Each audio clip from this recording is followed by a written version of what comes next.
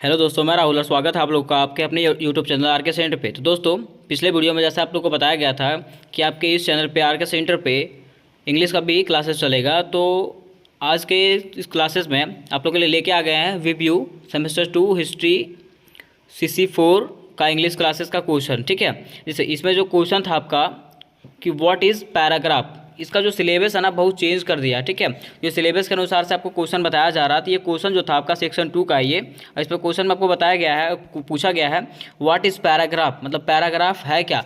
बचपन में तो मतलब बहुत पैराग्राफ लिखे हैं, दा काव फलना ढेकना सब लिखते रहते हैं। ठीक है, लेकिन इसमें जो है ना आपको बताया गया है कि पैराग्राफ क्या, बताना है कि पैराग्राफ क्या है और किस प्रकार से हम लोग उसको लिखेंगे, उसका तरीका क्या है लिखने का। ठीक है, तो वही आपको क्वेश्चन पूछा हुआ है कि what is paragraph writing and what are its techniques, मतलब इसका स्ट्रक्चर क्या है, किस प्रकार से इसको हम लिखेंगे। And present some example of it, और इसका क्या करना, कुछ एग्जाम्पल को देना है। ठीक है, तो अगर हम लोग पैराग्राफ को जानते थे कि हिंदी में जब हम पैराग्राफ लिखते हैं तो पैराग्राफ का मतलब क्या होता है, वो एक ऐसा मेन पॉइंट होता है। ठीक है, पैराग्राफ का मतलब जैसे मान लीजिए कोई टॉपिक है, जैसे हम पृथ्वी के बारे में लिख रहे हैं। ठीक है, तो पृथ्वी के बारे में हमको बताना पड़ेगा। जैसे अनुशासन के बारे में लिख रहे हैं, ठीक है, तो वो अनुशासन मतलब ये एक मेन टॉपिक है। तो वही होता है कि वाक्यों का ऐसा समूह जो एक किसी मैन टॉपिक पे आधारित रहता है। ठीक है, तो वही यहाँ पे आपको बताया गया है, जैसे कि लिखा हुआ है आंसर में कि a paragraph is a group of sentence that describe और एक्सप्लेन अ टॉपिक और आइडिया। देखिए, वाक्यों का ऐसा ग्रुप जो एक मैन पॉइंट पे, एक मैन टॉपिक को क्या करता है, एक्सप्लेन करता है। एक्सप्लेन का मतलब व्याख्या करता है, उसका वर्णन करता है। ठीक है, उसी को क्या बोला जाता है, पैराग्राफ बोला जाता है। ठीक है, इसके आगे लिखा हुआ है each sentence in paragraph must give information about the topic, और प्रत्येक सेंटेंस में, पैराग्राफ के प्रत्येक सेंटेंस में ना वो टॉपिक का इंफॉर्मेशन दिया जाता है, टॉपिक के बारे में इंफॉर्मेशन, उसके बारे में बताया जाता है कि इसमें क्या है क्या नहीं है। ठीक है, आगे लिखा हुआ है also the sentence must be in the right order. और देखिए, सेंटेंस जो है ना एक ऑर्डर में लिखा जाता है, जैसे किस ऑर्डर में आप लिख रहे हैं, मतलब कैसा आपका बढ़िया से तो तरीका लिखने का बढ़िया है या नहीं है। ठीक है, आगे लिखा हुआ है so your reader can understand and appreciate the information, ताकि आपका जो रीडर है, मतलब जो उसको पढ़ेगा, उसको बढ़िया से समझ पाए। ठीक है, और उसको आगे बढ़ा पाए। ठीक है, आगे लिखा हुआ a good paragraph present a complete and interesting picture to the reader. ठीक है, देखिए, एक पैराग्राफ, एक अच्छा पैराग्राफ वही होता है ना जो किसी को, जैसे मान लीजिए कोई पढ़ रहा, ठीक है, तो उसको बढ़िया से समझ में आएगा तो वही आपका एक अच्छा पैराग्राफ हुआ। ठीक है, नहीं तो अगर नहीं समझ में आएगा तो वो कोई पैराग्राफ हुआ नहीं। ठीक है, आगे देखिए लिखा हुआ है the purpose of the paragraph are to give information, to explain something, to tell a story and. देखिए, आप क्या था आपका, the purpose of the paragraph are to give information. देखिए, पैराग्राफ का मेन उद्देश्य क्या होता है कि कुछ किसी को इंफॉर्मेशन देना, किसी के बारे में, कुछ चीज़ के बारे में बताना। ठीक है, एंड टू एक्सप्लेन समथिंग, कुछ चीज़ का व्याख्या करना। ठीक है, टू टेल अ स्टोरी, या तो फिर कोई स्टोरी को बताना। ठीक है, and to convince someone that your idea is right, और किसी को यह बताना कि हाँ, ये आपका जो तरीका है, आपका जो सोच है वो क्या है, बिल्कुल सही है। ठीक है, अब जैसे ही हम लोग इसके आगे बढ़ते हैं, इसके अगला पॉइंट में आपका लिखा हुआ structure of a paragraph. Structure का मतलब है ना किस प्रकार से पैराग्राफ लिखा जाता है। जैसे मान लीजिए घर बनाया जाता है, तो घर बनाने से पहले उसका नक्शा निकाला जाता है। ठीक है, तो उसी तरह से आपका ये स्ट्रक्चर है, पैराग्राफ लिख रहा है तो उसका एक नक्शा बनाना कि किस प्रकार से उसको लिखना है। ठीक है, वही आपका हो गया स्ट्रक्चर ऑफ अ पैराग्राफ। और उसमें लिखा हुआ था, क्वेश्चन में आपको दिया हुआ था टेक्निक्स और स्ट्रक्चर जो है सेम है। ठीक है, देखिए यहाँ पे लिखा हुआ है a paragraph has 3 major parts, paragraph का 3 मेजर पार्ट्स है। ठीक है, पहला आपका कौन सा है, टॉपिक सेंटेंसेस, दूसरा है सपोर्टिंग सेंटेंस, और कंक्लूडिंग सेंटेंस, थर्ड आपका क्या, कंक्लूडिंग सेंटेंस। ठीक है, हम लोग विस्तार से उसको एक एक करके जानेंगे। ठीक है, देखिए पहला में जो आपका टॉपिक सेंटेंस, अब जैसे हम लोग इसके आगे बढ़ते हैं, इसका जो फर्स्ट मेजर पार्ट है वो आपका था टॉपिक सेंटेंसेस। ठीक है, अब टॉपिक सेंटेंसेस क्या है, इसका मतलब हम लोग जानेंगे। देखिए लिखा हुआ है a topic sentence is a precious statement that state the main idea of a paragraph. देखिए, टॉपिक सेंटेंस का मतलब यही होता है ना कि वैसा टॉपिक, मतलब वैसा मतलब स्टेटमेंट, ठीक है, जो टॉपिक के बारे में परफेक्ट बताए। ठीक है, जैसे मान लीजिए अनुशासन, तो अनुशासन है क्या, इसके बारे में जो बताता है ना, वही आपका क्या हो जाएगा, टॉपिक सेंटेंस होता है। ठीक है, आगे देखिए इसके बारे में लिखा हुआ है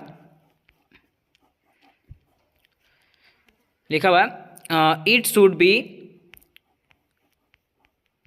it should be carefully written as it will show the reader what are you going to talk about. ठीक है, इसको जो है एकदम केयरफुली, एकदम ध्यान, मतलब सावधानी पूर्वक से लिखना चाहिए। ऐसा लिखना चाहिए ना ताकि जो पढ़ने वाला है उसको ये समझ में आ जाए कि आप क्या बोलने जा रहे हैं और किसके बारे में बताने चाहते हैं। ठीक है, ये आपको बताना पड़ेगा और उसको बढ़िया से सोचित करके उसमें लिखना पड़ेगा। ठीक है, अब देखिए आगे जो आपका अगला पॉइंट है लिखा हुआ सपोर्टिंग सेंटेंस। सपोर्ट मतलब जानते हैं ना, सपोर्ट मिलना। ठीक है, पीछे से सपोर्ट मिलना मतलब उसके बारे में उसको बीच में बताएगा कि क्या क्या हो रहा है, क्या क्या नहीं हो रहा। ठीक है, उसके बारे में बताएगा, वो टॉपिक के बारे में बताएगा। ठीक है, सपोर्ट करेगा उसको।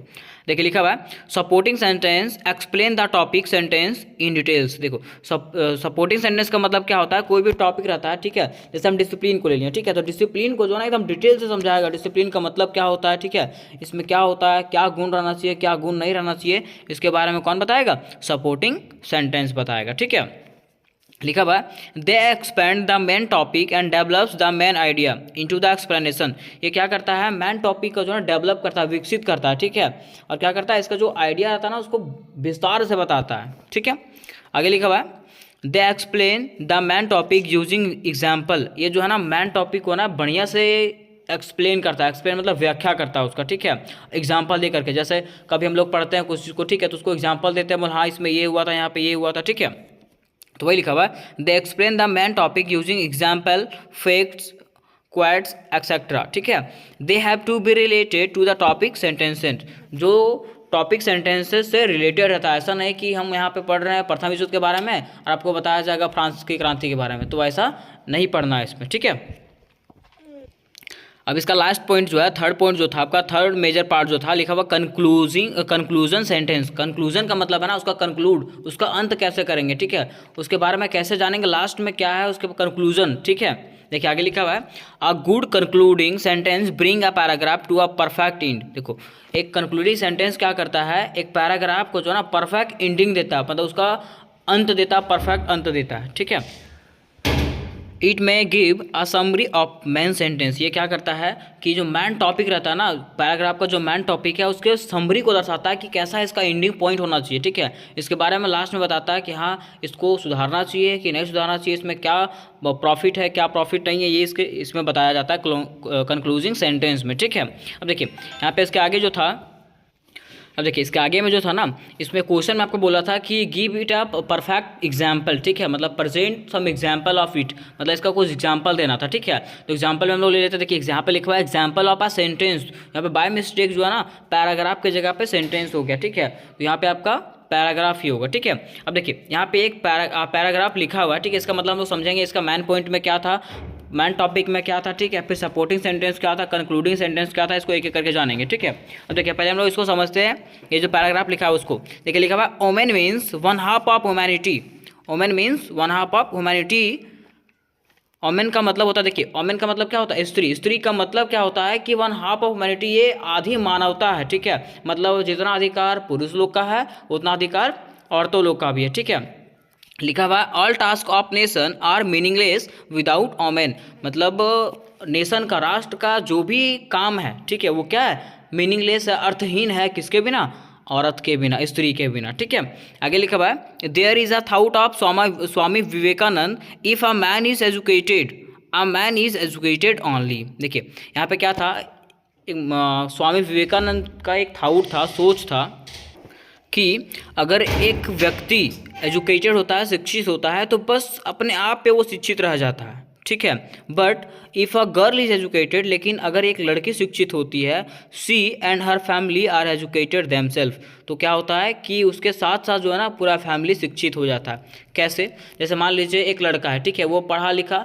उसको तो आगे काम करना है, उसको तो अपना फैमिली को संभालना है। ठीक है, तो वो तो कहीं काम करने के लिए निकल जाएगा। ठीक है, लेकिन एक लड़की अगर पढ़ेगी तो वो क्या करती है, विवाह होकर के उसका दूसरे घर में हो जाती है। ठीक है, तो वो पूरा घर को संभाल सकती है, उसके साथ साथ अपने बाल बच्चा लोग को भी क्या कर सकती है, वो पढ़ा के रख सकती है, उसको बढ़िया संस्कार दे सकती है अगर वो शिक्षित रहेगी तो। ठीक है, इसके आगे लिखा हुआ है however education have given them are new confidence to change their condition fastly. क्या लिखा हुआ था कि however education has given them a new confidence to change their condition fastly. उसके साथ साथ एजुकेशन क्या करता है, उन लोग को नया कॉन्फिडेंस देता है। ठीक है, कॉन्फिडेंस किस चीज़ का देता है कि वो लोग अगर शिक्षित है तो अपना मतलब अपना स्थिति को क्या करेगी, वो बढ़िया से सुधार सकती है, अपना स्थिति में सुधार ला सकती है अगर वो शिक्षित रहेगी तो। ठीक है, तो ये शिक्षा जो है ना उन लोगों को कॉन्फिडेंस देता है, इस चीज़ को बढ़ाता है। ठीक है, कि तुम क्या करो, अपने कंडीशन को सुधारो। ठीक है, और बढ़ाओ। ठीक है, आगे लिखा हुआ women's education is very necessary for developing the country. देखिए क्या लिखा हुआ है, वोमेन्स एजुकेशन, स्त्री का जो शिक्षा है, ठीक है, इज़ वेरी नेसेसरी, ये बहुत ज़रूरी है। क्यों? For developing the country, country को डेवलप करने के लिए, एक देश को विकसित करने के लिए क्या है, वोमेन्स का जो एजुकेशन है, स्त्री का जो शिक्षा है, वो बहुत ज़्यादा जरूरी है। ठीक है, लिखा हुआ है they are the backbone of any nation. वो क्या होते हैं, कोई भी नेशन के, कोई भी राष्ट्र के रीढ़ का हड्डी के समान होते हैं। ठीक है, उसको खड़ा करके रखते हैं उसको बढ़िया से। ठीक है, लिखा हुआ है the nation can never develop without girls education. देखिए बोल रहा ना, the nation can never develop, मतलब कोई भी राष्ट्र है वो डेवलप नहीं कर सकता, विकसित नहीं कर सकता है किसके बिना, गर्ल्स एजुकेशन के बिना। ठीक है, मतलब लड़कियों के शिक्षा के बिना, स्त्री के शिक्षा के बिना कोई भी राष्ट्र डेवलप नहीं कर सकता। ठीक है, विकसित नहीं कर सकता। आगे लिखा हुआ educated girls have more sense than the uneducated girls. ये भी बताया गया ना कि एजुकेटेड गर्ल्स जो होती है, शिक्षित लड़कियां जो होती है ना, उसके पास थोड़ा सा ज़्यादा सेंस होता है, सोचने का शक्ति होता है, किसके अलावे, जो अनएजुकेटेड होती है, जो अशिक्षित होती है, उसके पास। ठीक है, आगे लिखा हुआ है nowadays more and more young womens are coming forward to challenge the man in every field. देखिए अभी क्या है, अभी का दिन ऐसा है ना कि मतलब रोज़ ना बहुत सारी लड़कियां आगे बढ़ रही है। ठीक है, और लड़कों को जो है ना, लड़का लोग को पीछे कर रही है। ठीक है, और वो हर एक क्षेत्र में वो लोग क्या करती जा रही है, आगे बढ़ते जा रही है। ठीक है, उन लोग को ये चेतावनी दे रही है कि देखो हम तुम लोग से क्या है, बेटर है। ठीक है, तुमसे बेटर हम कर सकते हैं। ठीक है, लिखा हुआ है they have prove to be better doctors, artist, leaders, teachers, engineers etcetera. देखिए वे लोग प्रूफ भी करते हैं इस चीज़ को बन करके, कभी कभी वो लोग डॉक्टर बन जाते हैं, कभी कोई आर्टिस्ट बन जाता है, लीडर्स बन जाता है, टीचर्स बन जाता है, इंजीनियर्स बन करके वो लोग क्या कर देते हैं, इस बात को साबित कर देते हैं कि रे हम तुमसे भी आगे निकल जाएंगे, है ना। आगे अब देखिए इसके आगे क्या लिखा हुआ है कि thus it is actually need of hour and people और government must care of girls education. देखिए बोला जा रहा ना कि इस शिक्षा, मतलब स्त्री का शिक्षा में कुछ समय देने की ज़रूरत है। ठीक है, और समय देने से क्या होगा कि लड़कियों का शिक्षा का जो कंडीशन है वो सुधरेगा। ठीक है, और उसके आगे लिखा हुआ है पीपल और government must care of girls education. और पीपल को जो ना, लोगों को और सरकार को, ठीक है, क्या करना चाहिए, गर्ल्स एजुकेशन का केयर करना चाहिए। ठीक है, इसको आगे बढ़ाना चाहिए। ठीक है, ताकि गर्ल्स लोग भी क्या हो, हर एक क्षेत्र में आगे बढ़े। ठीक है, अब देखिए इसमें क्या था कि आपको बताया गया था कि पैराग्राफ का 3 स्ट्रक्चर होता है। पहला आपका कौन था, टॉपिक सेंटेंसेस था। ठीक है, दूसरा सपोर्टिंग सेंटेंसेस था, तीसरा में क्या था, कंक्लूडिंग सेंटेंस था। ठीक है, अब देखिए 3 को पॉइंट आपका बनाया गया, तीनों में पहला में आपका टॉपिक सेंटेंस के बारे में बताया गया, दूसरा में आपको सपोर्टिंग सेंटेंस के बारे में बताया गया, और तीसरा में जो है ना आपको कंक्लूडिंग सेंटेंस के बारे में बताया गया। ठीक है, अब देखिए पहला क्या लिखा हुआ है कि as you can see that the main idea of the paragraph was describing about the education of girls for nation development. ठीक है, देखिए जैसा कि आप देख सकते हैं, इस जो पैराग्राफ था इसका मेन आइडिया क्या था, जब इसको हम लोग डिस्क्राइब किए, ठीक है, इसका व्याख्या किए, तो इसका जो था ना, ये इसका मेन आइडिया क्या था, इसका मेन पॉइंट क्या था कि द एजुकेशन ऑफ गर्ल्स, मतलब लड़कियों का शिक्षा, ठीक है, फॉर नेशन डेवलपमेंट, मतलब राष्ट्र के लिए लड़कियों को शिक्षा क्यों जरूरी है, ये इसका मेन पॉइंट था। ठीक है, अब देखिए दूसरा में क्या था, सपोर्टिंग सेंटेंस क्या था, सपोर्ट क्या किया था इसको, लिखा हुआ है then there are many supporting sentences supporting the main idea and expanding it in a way that the picture becomes clear in reader's mind. देखिए सपोर्टिंग सेंटेंस क्या किया है, इसको जो है ना बीच में जो है ना इसको बढ़िया से इसको समझा दिया। ठीक है, ताकि जो रीडर है, जो इसको पढ़ने वाला ना, उसको बेटर तरीके से क्या कर सके, इसको समझ सके। ठीक है, एग्जाम्पल दे करके इसको बढ़िया से समझाया गया। ठीक है, थर्ड में लिखा हुआ कंक्लूडिंग, इसका अंत कैसा किया गया। ठीक है, तो अंत में लिखा गया था ना कि government must care of girls education, saw the importance of girls education. ठीक है, देखिए लास्ट में लिखा हुआ था ना कि government must care of girls education. ठीक है, जो सरकार है उसको अवश्य गर्ल्स एजुकेशन का केयर करना चाहिए। ठीक है, इसमें क्या दर्शाता है, क्या दिखाता है, sauce the important of girls education. इसमें दर्शाता है कि लड़कियों का शिक्षित होने का क्या इंपॉर्टेंस है। ठीक है, कि लोग लड़की अगर शिक्षित रहती है तो लोग का क्या इंपॉर्टेंस रहेगा, क्या महत्व रहेगा। ठीक है, वो लोग हर एक क्षेत्र में आगे बढ़ पाएगी कि नहीं बढ़ पाएगी। ठीक है, ये आपका पैराग्राफ राइटिंग था। ठीक है, अब फिर से हम लोग अगले वीडियो में लेकर आएंगे, हो सकता है तो नाउन एरर था आपका, वो हम लोग पढ़ेंगे। ठीक है, तो ठीक है दोस्तों, मिलते हैं आपके अगले वीडियो में, तब तक के लिए जय हिंद जय भारत।